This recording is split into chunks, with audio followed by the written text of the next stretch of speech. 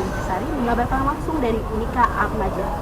Pada pagi hari ini kita akan membahas topik hangat terkait dengan pentingnya pertumbuhan ekonomi Indonesia yang didorong oleh investasi asing atau FDI dari Uni Eropa. Baru-baru ini Uni Eropa mengumumkan kebijakan baru yang mendorong arus investasi ke Indonesia. Dan hal ini menjadi peluang besar bagi pertumbuhan nasional. Perlu kita ketahui bersama bahwa selama 5 tahun terakhir, FDI telah menjadi investor terbesar di Indonesia dengan nilai investasi sebesar 18,7 miliar US dollar. Negara-negara seperti Belanda, Prancis, dan juga Jerman menjadi penyumbang utama, terutama dalam sektor industri kimia, energi, infrastruktur, dan juga jasa. Saya akan mengajak kalian semua untuk kita berkeliling sedikit dan menanyakan beberapa mahasiswa yang kira-kira bisa memberikan pendapatnya terkait dengan FDI. Untuk itu kita kesamping dulu. Halo, selamat siang Pak. Halo. Namanya siapa? Boleh diperkenalkan? Nama saya Airin dari jurusan Fakultas Hukum tahun 2002. Oke Mbak Airin, sebelumnya saya izin ya mau bertanya-tanya terkait dengan FDI. Apakah Mbak Airin bersedia? Boleh.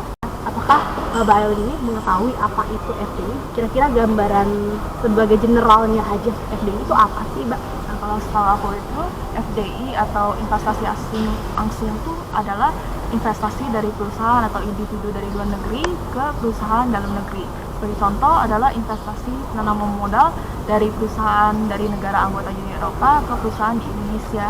Bukan hanya untuk membeli saham saja, tapi juga untuk memperoleh kepemilikan dari perusahaan tersebut. Nah, di Indonesia sendiri FDI diatur pada UU nomor 25 tahun 2007 tentang penanaman modal, yang sebelumnya diatur pada UU nomor 1 tahun 1967 tentang penanaman modal. Menurut aku sendiri, Uni Eropa merupakan salah satu partner utama Indonesia dalam FDI. FDI itu sendiri sebenarnya sangat berperan besar dalam perkembangan Indonesia. Nah, FDI dari Uni Eropa tidak hanya mendatangkan modal, tapi juga mendatangkan teknologi dan pengalaman manajemen, sehingga FDI dari Uni Eropa sendiri itu sangat membantu dalam mendorong pertumbuhan ekonomi Indonesia dan transfer ilmu.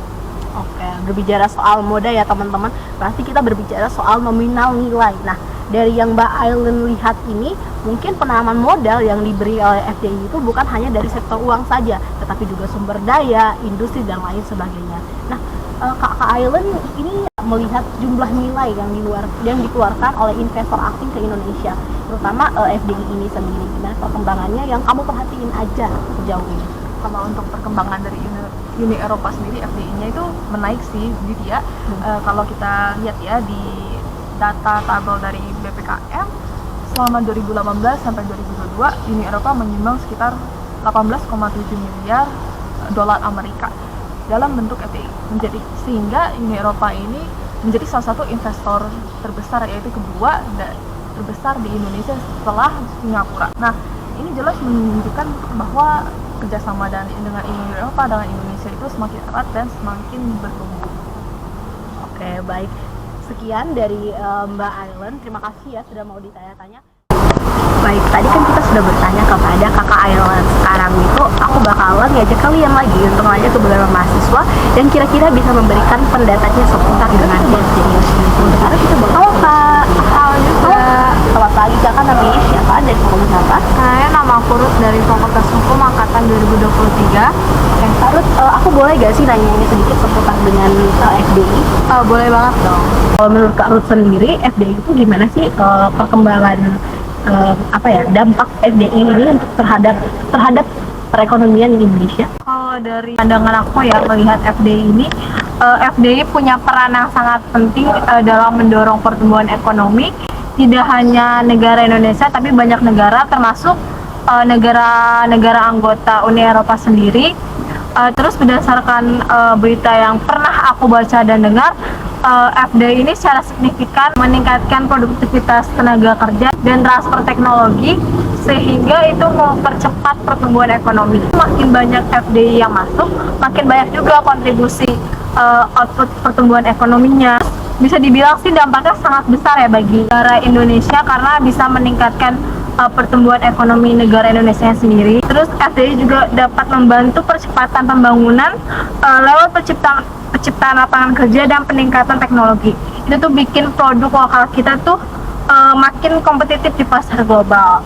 Terus selain itu juga FDI juga memperkuat sektor-sektor strategis seperti industri kimia, energi, dan infrastruktur, kayak gitu sih. Yang tadi aku jelaskan ya, aku memandang sih ya bahwa peluang FDI ke depan ini sangat besar buat Indonesia.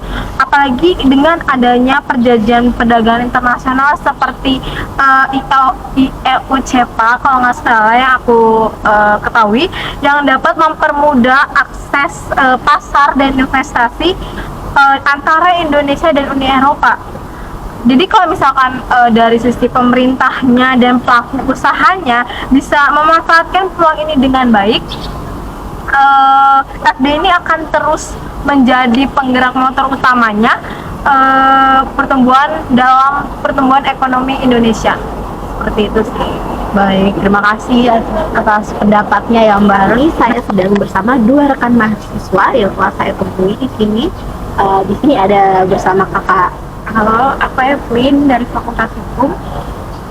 Halo, aku dari Fakultas Hukum, Alex. Halo Kak Alex dan Kak Evelyn. Kak Alex dan Kak Evelyn, aku mau nanya sedikit nih tentang FDI. Apakah kakak berdua bersedia untuk ditanya? Oke, aku bersedia. Ya. Misalnya sejauh yang Kak Evelyn pandangi atau Kak Evelyn amati itu, FDI ini ada gak sih tantangannya yang dihadapi dalam dia masuk ke Indonesia sebagai penanaman modal investor asing?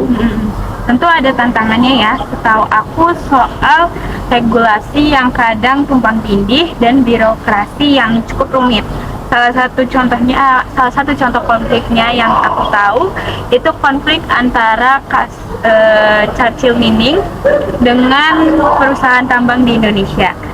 Jadi permasalahan ini diawali dengan saham yang dialihkan PT Ritla Tama kepada penanam modal asing dilakukan tanpa izin pemerintah dan tidak sesuai dengan prosedur penanaman modal asing. Hal ini tentu dapat mempengaruhi iklim penanaman modal, yaitu dapat membuat calon penanam modal lainnya tidak berminat dalam melakukan penanaman modal di Indonesia.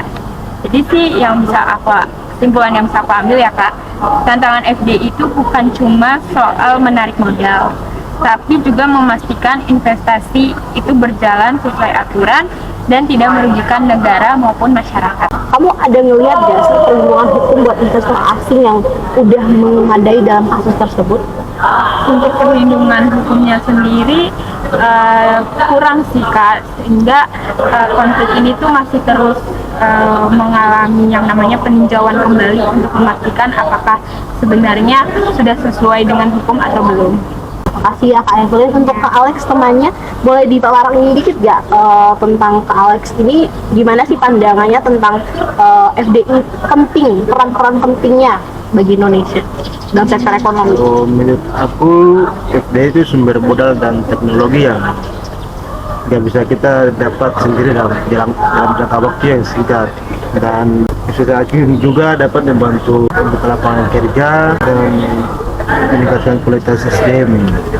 Jadi FDI itu kunci untuk mendorong pertumbuhan ekonomi dan pembangunan yang berkelanjutan dalam jangka panjang.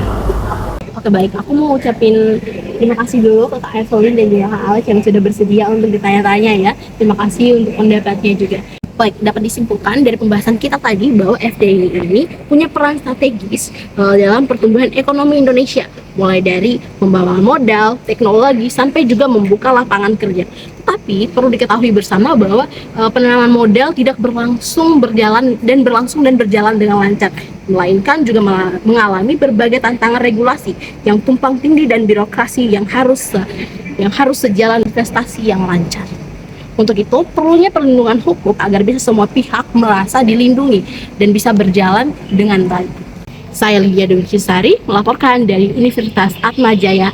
Sekian dan terima kasih.